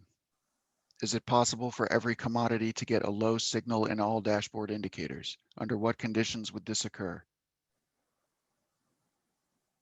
Well, it would get a low signal if on each and every single one of the indicators, it got a low signal. So, we could run through the indicators, but, if it was less than the average, if it had risen less than the average, if its length of haul was less than the average, if all those things were less than the average, it would presumably get, a low signal on each of those indicators. Question number 16. What recommendations or guidance does the staff offer the members on how to use the dashboard tool? Is the intent that the board uses the dashboard to identify those commodities for which the data visualizations should be consulted? So every commodity on the record in this proceeding, the ones we proposed in 2016 for revocation and all of the subcomponents at the 5-digit level, and every commodity that has been proposed by parties in the record here to be added to the exemption list or added to the revocation list, every commodity is on the dashboards. So our intent was to put every single commodity on this record at the fingertips of our members and the public in the dashboards. So as I said, I think that a reasonable interpretation of the strong, moderate, and weak is that is a potential signal as to the potentiality of market conditions changing since 1992 in such a way that may or may not warrant a reconsideration of the revocation questions. I don't think that it's not necessarily, as the board said, not necessarily meant to be a mechanical rule. I think you would have to look at the nuance of the visualizations and the other evidence that's on this record in evaluating, which commodities of the visualizations you want to consult to look at. I personally think they're all quite interesting. Question number 17. Did you consider whether highway miles tended to be shorter than rail miles for OD pairs shown in Waybill sample? We didn't have a way to measure truck competition point to point. We have the Waybill number for rail miles, and we use that, as I said earlier. Whether that means that the thresholds should be set at 400 miles, or the visualizations should be adjusted. Those are all comments that we'd be willing to explore as this goes forward in your comments. But certainly, I take the idea that truck miles may be shorter than rail miles. Question number 18. Given your repeated references to making modeling choices meant to keep things simple, does staff think the value of the approach be diminished if you simply omitted the dashboard entirely and preserved the visualizations, which you have repeatedly stated merely aggregates and summarizes the underlying data visualizations? I mean, I think the dashboards have a value. As I said, I think, working your way through 1,570 visualizations is burdensome. And so I think it was useful to summarize that information in the 4 dashboards, 2 that look at the questions of exemption and 2 that look at the questions of revocation. I wouldn't necessarily want to omit the dashboards, but I don't think that we view the dashboards as necessarily a mechanical rule. It's just a tool to assist the board in undertaking its obligations. Question number 19. Perhaps a repeat question, but why are you limited in discussing roads not taken that staff may have concluded were infeasible or uninformative? That information may help commenters in their assessment of what to suggest to the board be done or not done to improve the approach. No, I appreciate that. I do not think that, I mean, the purpose of this technical conference was to talk about this approach, the one that was released on September 30th, and the mechanics of that approach. That's what the board said in its decision setting this technical conference. And I think that it is inappropriate for me as a member of the staff to discuss things that are properly the province of the board itself. And I don't think it's appropriate for me to discuss the roads not taken. Question number 20. In the decision, STB submitted it will not be bound to dashboard results when making its final decision, correct? I don't want to speak for what the board will or will not do. But the board said it did not necessarily envision this as a mechanical rule, but as a tool to assist it in evaluating all of the evidence on this record with respect to the questions of revocation and exemption. Question number 21. Could the STB seek peer review of the model from the Christensen firm? We have a contract with Christensen on the matter of the uniform rail costing system. There are contractors on that issue. This issue would not fall within that vehicle. There doesn't appear to be a vehicle to seek peer review from them. They are, no. So I don't think, I think you have plenty of good economists out there. I saw some people in the audience on December 18th. I'm sure they can give you, very good comments on the potential applicability of this model. Question number 22. Given that many indicators compare each commodity to the average, how could every commodity receive a low signal? Can they all be below average? Given how many, can you say that again, Ian? I'll read question number 22 again. Given that many indicators compare each commodity to the average, how could every commodity receive a low signal? Can they all be below average? It is the nature of an average that some are above and some are below. All 40 could have been below here. There are thousands of commodities. The ones that were exempted by the ICC tended to be the ones that had extensive and robust competition from other modes. So you would expect them to be below average. And in fact, the 2016 analysis would suggest that for the most part, the exemptions granted by the ICC in the 1990s are still perfectly appropriate today. And that's why they were not proposed for revocation in 2016. We proposed 5 for revocation where we thought maybe the changes in market conditions warranted a re-examination. Question number 23. I believe this is the last question, but I will begin reading now. You repeatedly said that the dashboard is not about statistical testing. You also said that the dashboard is a helpful tool for the STB. Does that mean that your view is that the STB can make inferences from the data and use them for decision-making without statistical testing?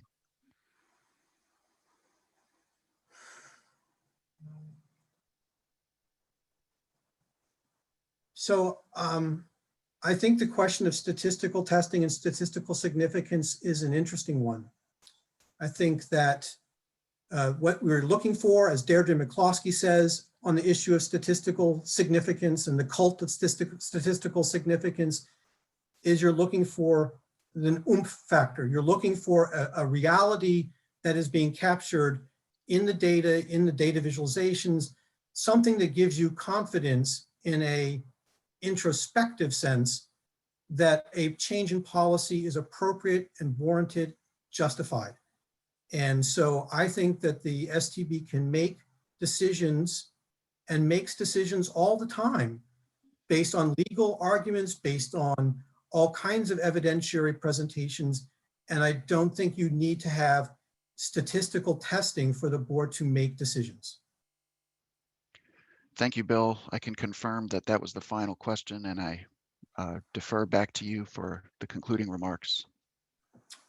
All right, that does conclude our technical conference here. I thank you for rejoining us. I again apologize for cutting off questions and answers on December 18th. I hope that in this resumption, we have been useful to you. The video of this Zoom webinar will be placed in the board's website as part of the proceeding in this record. We look forward to your comments on this proposed approach and its potential applicability in EP 704 on January 29th. Replies to those comments are due on March 1st. I thank you for your participation today, and I bid you adieu.